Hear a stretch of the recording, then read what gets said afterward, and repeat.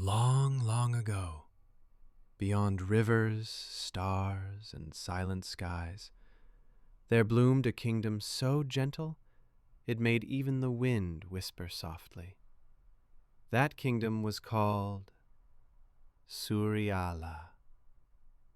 At its heart lived a little girl, not just any girl, but a princess whose heart glowed brighter than her crown.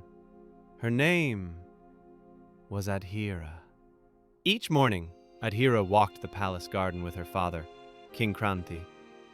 He would say, "True strength lies not in swords, but in kindness."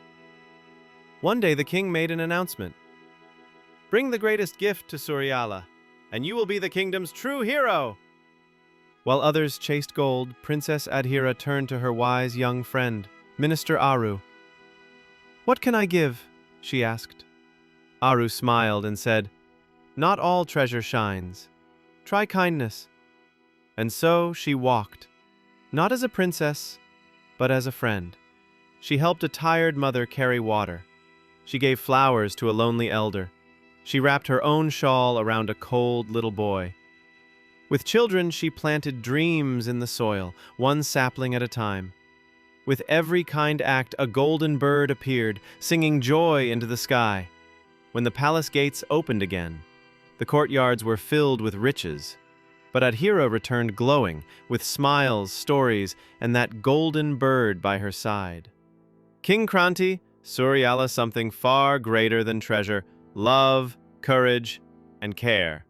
And he placed upon her head the kindness crown. From that day on, Suryaala bloomed, not from spells or riches, but from a little girl who believed in sharing her heart.